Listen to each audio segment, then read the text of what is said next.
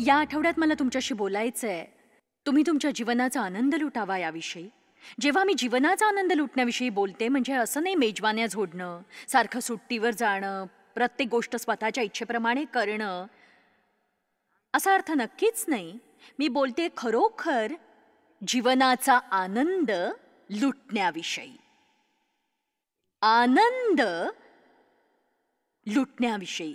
जेव्हा मी ठरवलं या आठवड्यात त्याविषयी बोलायचं, मी माझ्या मनात आधीच ठरवलं होतं की मी 5 वर्षांपूर्वी या ठिकाणी आले होते तेव्हा काय बोलले होते.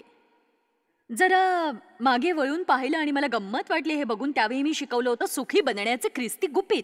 मला वाटतं इथल्या लोकांना आनंदी राहण्यासाठी मदतीची अतिशय गरज असेल, हो ना? तर आपण या जगात राहतो आणि आपल्याला थोड्याशा मदतीची गरज आहे. म्हणून आठवण करून देतेय की जीवनाची वाटचाल करताना आनंद लुटा, कारण आनंद शोषून घेणाऱ्या खूप गोष्टी आहेत ज्या आजूबाजूला पसरल्या आहेत. त्या वेगवेगळ्या प्रकारे येतात, पद्धतीने येतात. या सगळ्या मागे सैतानच कार्यरत असतो. आणि म्हणून एक गोष्ट तुम्ही केलेली तुमच्या शत्रूला आवडत नाही, ती म्हणजे आनंदी असणं, कारण आनंद ही तुमची शक्ती आहे. आनंद हे हत्यार आहे, हे शत्रू विरुद्धचं हत्यार आहे. बायबल सांगतं देव स्वर्गात बसून हसतो त्याच्या शत्रूंवर. मला विश्वास आहे की आनंद हे एक शस्त्र आहे. देवाला खरोखर वाटतं का आपण आयुष्याचा आनंद लुटावा?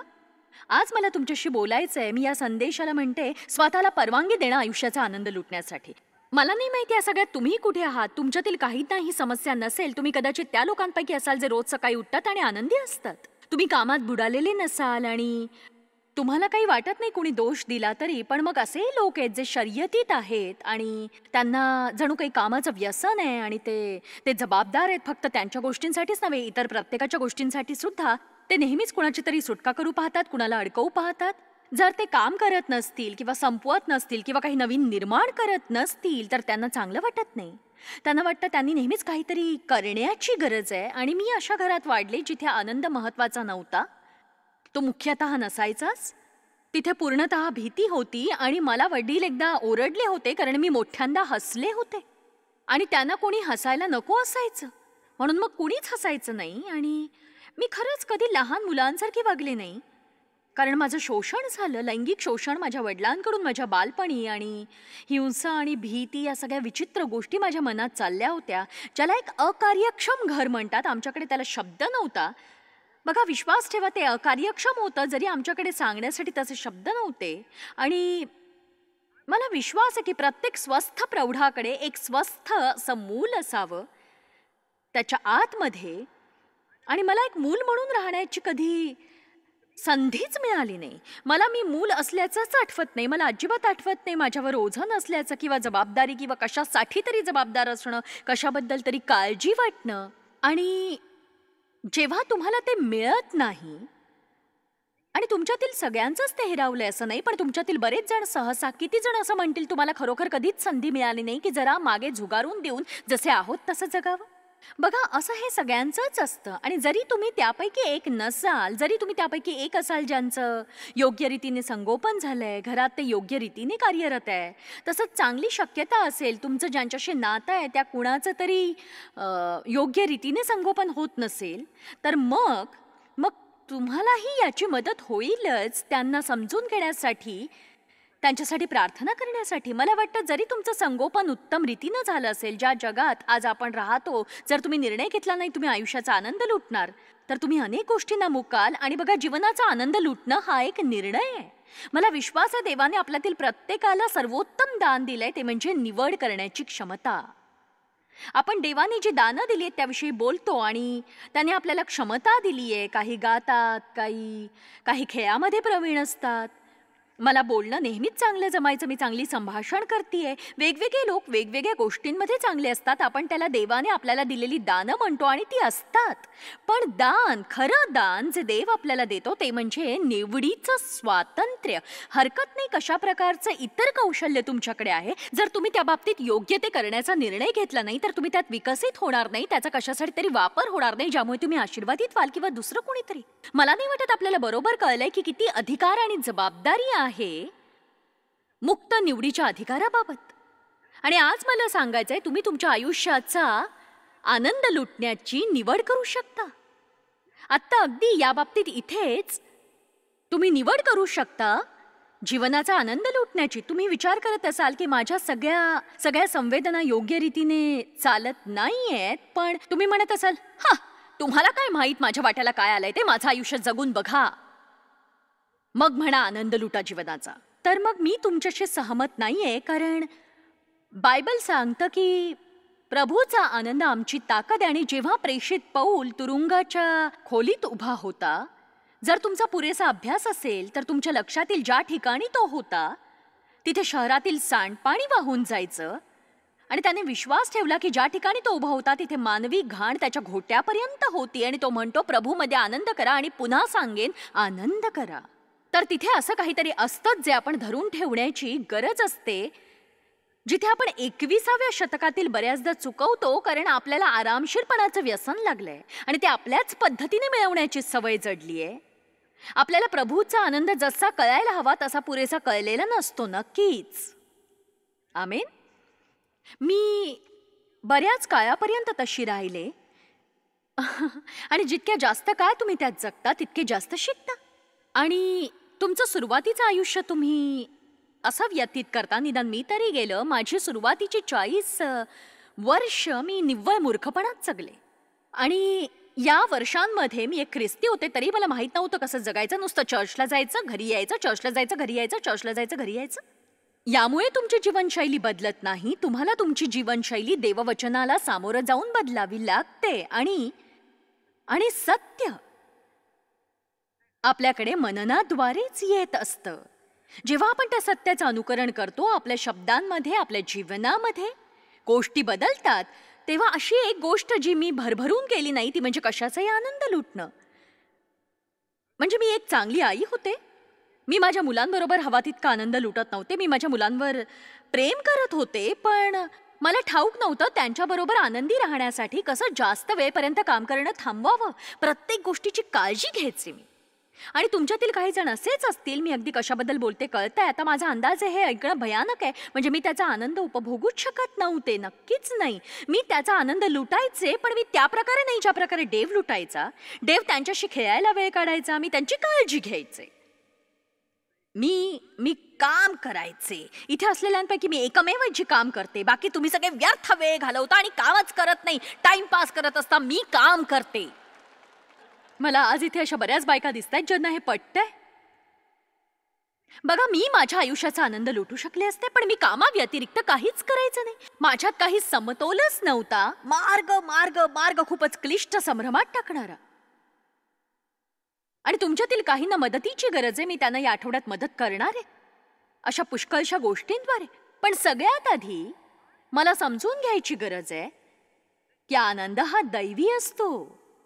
मी समजून घ्यायला लागले की देव प्रत्यक्षात खरोखर त्याची खरोखर इच्छा आहे की मी सगळ्या गोष्टींचा आनंद लुटावा, आणि मी ते केलं. नक्कीच ती खरोखर देवाची मनीषा आहे की आपण फक्त कामावर जाऊ नये, आपण आपल्या कामाचा आनंद लुटावा. आपल्याकडे असं घर नसावं जे आपण फक्त स्वच्छ ठेवण्यातच मग्न होऊ, म्हणजे लोक येतील आपण त्यांना प्रभावित करू शकू. आपण प्रत्यक्षात त्या घराचा आनंद लुटायला हवा हो. त्यासाठी वेळ काढून आपण त्याचा आनंद लुटायला हवा. बायबल सांगतं पत्नीने आपल्या पतीचा आनंद लुटायला हवा. हे जास्तच झालं वाटतं. निदान आपल्याला ठाऊक आहे आपण कुठे आहोत.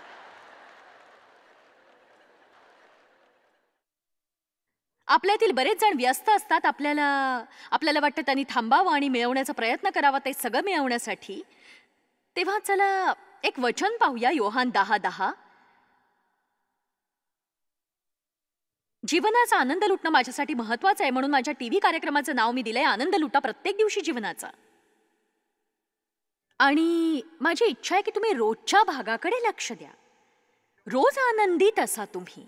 सामान्यपणे सोमवार, मंगळवार, बुधवार, गुरुवार, शुक्रवार, शनिवार, रविवार, परत सोमवार, मंगळवार, बुधवार चालूच आहे.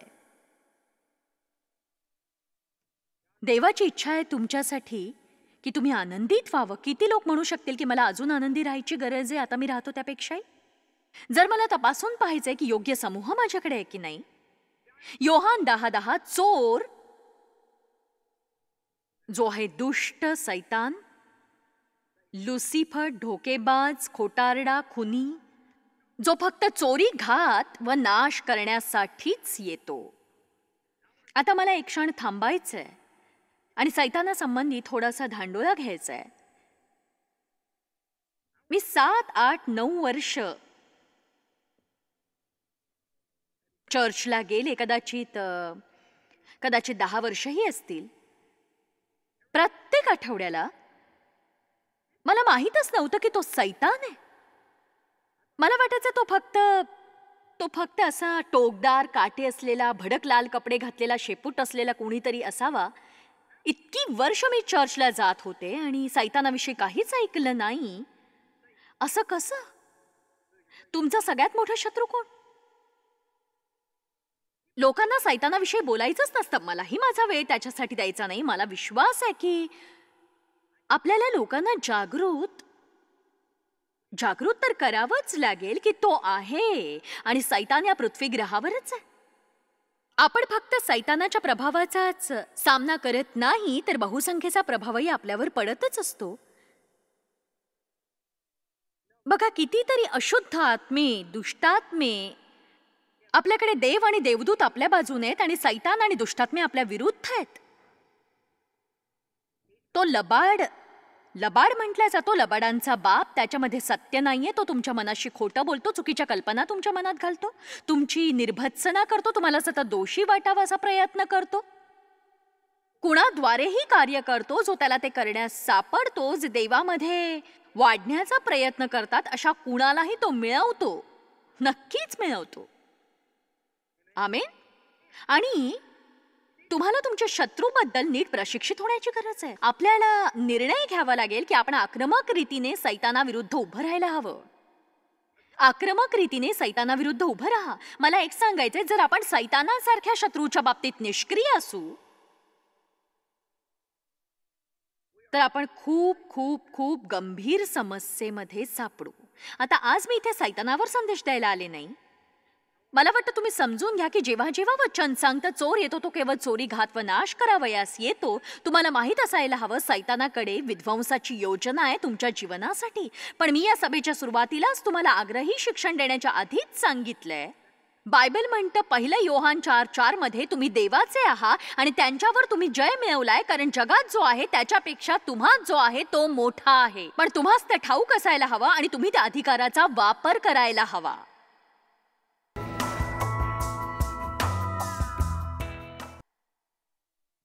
लूक 10:19 पहा, मी तुम्हास अधिकार दिला आहे. कदाचित मी देऊ शकेन, आशा आहे. कदाचित काही लोकांना असं नाही. बघा, मी तुम्हास तुडवण्याचा अधिकार दिला आहे. हे आक्रमक रीतीचं वचन आहे. याचा अर्थ आहे, मी तुम्हास साप आणि विंचू आणि शत्रूच्या सर्व शक्तीवरचा अधिकार दिला आहे. तुम्हास काही एक बाधणार नाही. पण मी आलो आहे, येशू म्हणतो. पण मी आलो आहे, येशू म्हणतो. इथेच हा संदेश आहे. पण मी आलो आहे. बायबल सांगतं, सैतानाची कृत्ये नष्ट करण्यासाठीच देवाचा पुत्र प्रकट झाला.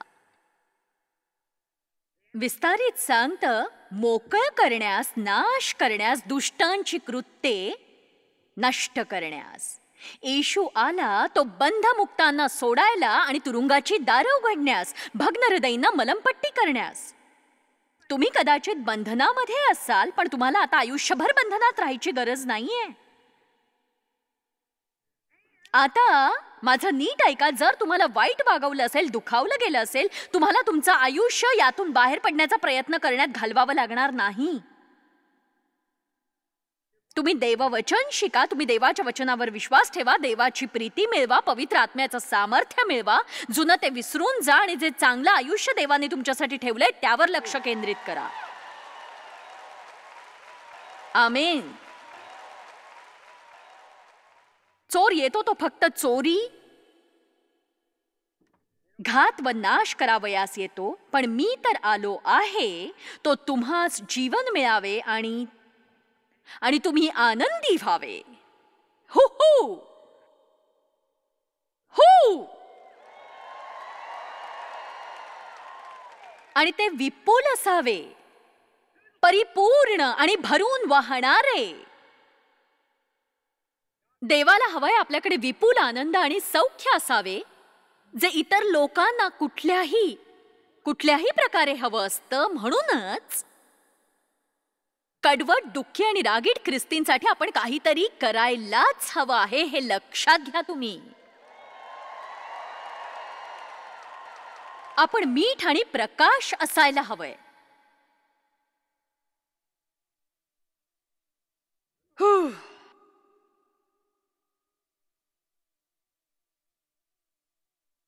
आपण शत्रूच्या विरोधात उभं राहायला हवं. क्रॉस, वचन, त्याचं नाव आणि त्याच्या रक्ताद्वारे.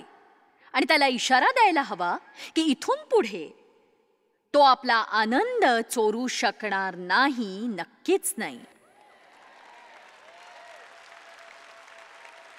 आणि आपण फक्त आनंदच मिळवणार नाही, तर आपण सवय लावणार आहोत की लोकांना धार्मिकतेतही आनंदी बनवायचं पूर्णतः.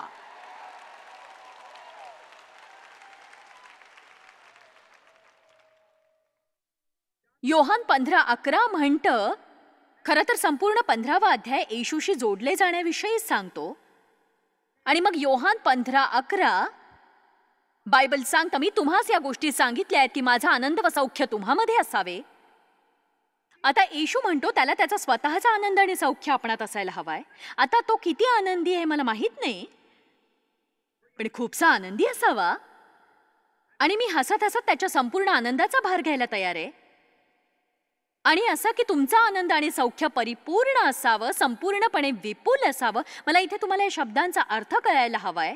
गरजेपेक्षा जास्त, रेलचेल, परिपूर्ण. काहीतरी करायचं म्हणून करायचं, लहानसं, थोडंसं, पुरेसं असं दिवसभरासाठी मिळवायचं आणि तोरा मिरवायचा. जर तुम्ही सकाळी उठू शकत असाल, मला आठवतंय पहिल्यांदा सकाळी उठून मी म्हटलं होतं मला माझं जीवन आवडतं. आणि या ठिकाणी पोहोचायला मला खूप वर्ष लागली. हो, म्हणजे मी स्वतःवर प्रीती करत नव्हते, कारण मी जॉयस मायर्स आहे, टीव्हीवर संदेश देतेय आणि माझ्या आयुष्यातली सगळी कामं अचूक असतात. बघा, माझ्या आयुष्यातला तेवढाच भाग तुम्हाला ठाऊक आहे जो मी तुम्हाला सांगते किंवा तुम्ही टीव्हीवर बघता. पण माझ्या आयुष्यातही घटना घडत असतात तुमच्याप्रमाणेच. त्याकडे मी लक्ष देत नाही, काळजी घेत नाही. पण मी निश्चय करते, 20 वर्षापूर्वी साधारणपणे मी निश्चय केला होता, काही झालं तरी मी शिकत राहीन आनंद कसा उपभोगायचा. आणि हे एक शीतयुद्ध होतं, कारण मला खूपसा सराव नव्हता त्यावेळी. ही एक मोठी गोष्ट आहे जी मी करत होते. आणि कधी कधी तुम्हालाही सुरुवात ही करावीच लागते तुमच्या इच्छेनुसार. जसं ठीक आहे, मला माझं जीवन उपभोगायचंय. म्हणून मग मला जरा मागे जाऊन विचार करावा लागला की मी आयुष्याचा आनंद का उपभोगत नाहीये. कारण मी घरी जाऊन जीवन उपभोगायलाच हवं, पण अशा काही गोष्टी आहेत ज्या बदललेल्या नाहीत आणि व्यवस्थित नाहीत. आणि जर तुम्ही तुमचा दृष्टिकोन बदलला नाही, तुमची कार्यक्रम पत्रिका आणि अजून बऱ्याच गोष्टींवर विचार केला नाही, तर अजूनही सैतानाला तुम्ही दारुगोळा पुरवताय तुमचा आनंद चोरण्यासाठी. म्हणून या आठवड्यात मी विविध बाजूंनी विचार करणार आहे आणि मग घरी जाऊन तुम्ही आपला गृहपाठ करू शकाल. पण मला वाटतं तुम्हाला या आठवड्यात ढवळून काढावं, जेणेकरून तुम्ही आयुष्यातल्या प्रत्येक क्षणाचा आनंद लुटण्याची मनीषा बाळगाल. मला असं म्हणायचं नाही तुमच्याकडे येणाऱ्या प्रत्येकाला तुम्ही आनंदी करू शकाल किंवा येणारी प्रत्येक परिस्थिती. मला बोलायचंय ते जीवनाचा आनंद उपभोगण्याविषयी. आणि देवाने जे देऊ केलंय ते उपभोगणं, त्याने कशाद्वारे तुम्हाला आशीर्वादित केलंय, तुमच्या कुटुंबाद्वारे, तुमच्या जोडीदाराद्वारे. जर तुम्हाला नको असेल तर दुसरा कुठेतरी घेऊन जाईल ते.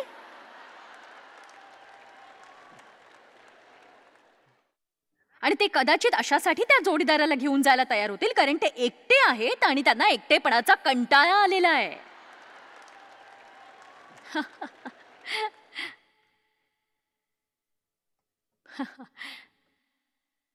प्रत्येकाच्या चुका काढत बसणं थांबवा तुम्ही. आपण खरंच खूप आशीर्वादित आहोत याचा विचार करा. आपल्याकडे जे आहे त्याचा आनंद घ्या, चांगल्या दुःखाचाही. ठीक आहे, तर येशू म्हणाला, मी या गोष्टी तुम्हाला सांगितल्यात आणि जी गोष्ट ती सांगतो ती म्हणजे तुम्ही माझ्यात टिकून राहणं गरजेचं आहे. टिकून राहा, टिकून राहा, टिकून राहा. तुम्ही वाचू शकता योहान 15 मधली सुरुवातीची 11 वचनं. पण टिकून राहणं या शब्दाचा अर्थ काय? तर अर्थ आहे राहणं, मुक्काम करणं आणि नांदणं. म्हणून जर आपण शिकलो राहायला, मुक्काम करायला, टिकायला, ख्रिस्तात नांदायला, तर तो म्हणतो तुमचा आनंद पूर्ण होईल. म्हणजे त्याला प्रथम ठेवण्याची गरज आहे. येशू वधूच्या शोधात आहे. तो लग्नासाठी उत्सुक आहे. फक्त रविवार सकाळची 45 मिनिटांची भेट त्याला नकोय हो. चला आता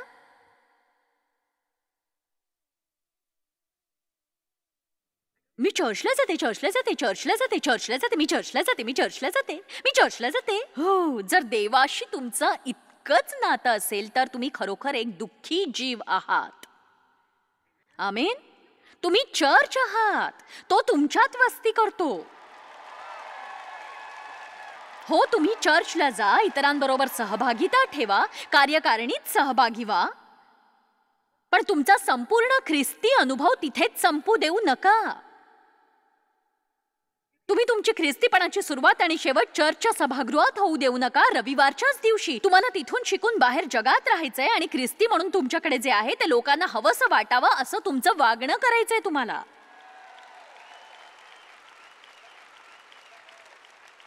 देवाचं राज्य म्हणजे पवित्र आत्म्यातील धार्मिकता, शांती आणि आनंद आहे. येशू म्हणतो जगामध्ये तुमचा छळ होईल, तुम्हीही आनंद करा. मी जगावर जय मिळवलाय. सगळं बायबल, त्यात असलेली पत्र, ज्या व्यक्तींनी हे बायबल पवित्र आत्म्याच्या मार्गदर्शनाखाली लिहिलं, सतत ते सांगत होते की तुमचा आनंद राखून ठेवा. परिस्थिती कशीही असो, तुम्ही आनंद टिकवायला हवा, कारण यातून पार पडण्यासाठी तो तुमची ताकद असेल. हसण्यासाठी कारण शोधा. जा आणि विनोदाचं पुस्तक घेऊन ते वाचा. तुमच्या विनोदी मित्रांबरोबर राहा. कसंही करून खात्री करा की तुम्ही हताश, निराश, हतबल, उदास, दुःखी, खिन्न आणि कडवट होणार नाही कधीही, कारण त्यामुळे तुम्ही व्यथित होता आणि परिणामी भोवतालचे लोकही दुःखी होतात, पण इतरांपेक्षा तुम्ही जास्त दुःखी होता. योहान 16:24 मला हे वचन खूप आवडतं, खूपच आवडतं, खूप आवडतं मला. तुम्ही मागा म्हणजे तुम्हास मिळेल आणि तुमचा आनंद परिपूर्ण केला जाईल. अरे वा, हे वचन कामसू लोकांसाठी सुद्धा असू शकतं, जे स्वतः सतत काहीतरी घडवू पाहत असतात आणि जे सर्व जगावर नियंत्रण मिळवू पाहतात. चला आता मागा आणि तुम्हाला मिळेल, यासाठी की तुमचा आनंद परिपूर्ण व्हावा. मी तुम्हाला एक उदाहरण देते. योग्य आणि अयोग्य वागण्याबाबतीत मी अशी व्यक्ती होते की जर मी विचार केला तुम्ही हे करावं आणि तुम्ही ते केलं नाही तर मी ते तुम्हाला करण्याविषयी सांगेन. जर मी ते करण्याविषयी बोलले नाही, तुम्ही ते केलं नाही म्हणून मी रागवेन. याला भावनिक वर्तन असं म्हणतात. म्हणून जर डेव्हने काही करावं असं मला वाटत असेल आणि त्याने ते केलं नाही, समजा मला वाटलं त्याने हे योग्य केलं नाही, ते काम न करून, तर मी त्याला समजावू पाहीन. पण तुम्हाला एक सांगू, बऱ्याच लोकांना तुम्ही समजावण्याचा प्रयत्न केला तर ते अधिक हेकेखोर बनतात काम न करण्याविषयी, कारण पुष्कळांना अधिकारात राहायला आवडत नाही. मला हे समजत नव्हतं की माझं समजावणं त्याला अधिकार गाजवल्यासारखं वाटतंय, म्हणून ते तो करत नाहीये. आणि देव या सगळ्याची उत्तरं देतो. देव या सगळ्याची उत्तरं आपल्याला देतो. मागा आणि तुम्हास मिळेल, जेणेकरून तुमचा आनंद परिपूर्ण होईल. आता बघा, तुम्हाला असाही विचार करता येईल माझी चूक असू शकते. हा विनयशील विचार करा. हो देवा, मी जर बरोबर असेन तर तू त्यांचं मन बदलव, आणि जर ते योग्य नसतील, ते अजूनही योग्य करत नसतील, तर हा माझा प्रश्न नाही, हा तुझ्यातला आणि त्यांच्यातला प्रश्न आहे. मी माझा आनंद टिकवणार काम करत राहणार. चला आता मी तुम्हाला नवीन योजना दिली आहे. देवाला हवं असतं की तुम्ही तुमच्या जीवनातला प्रत्येक दिवस उपभोगावा आणि कधी कधी तो कसा उपभोगायचा हे शिकण्याचीही गरज आहे. देव तुम्हाला आशीर्वाद देव. या शिक्षणाचा लाभ घ्या, याने जीवनात बदल घडेल.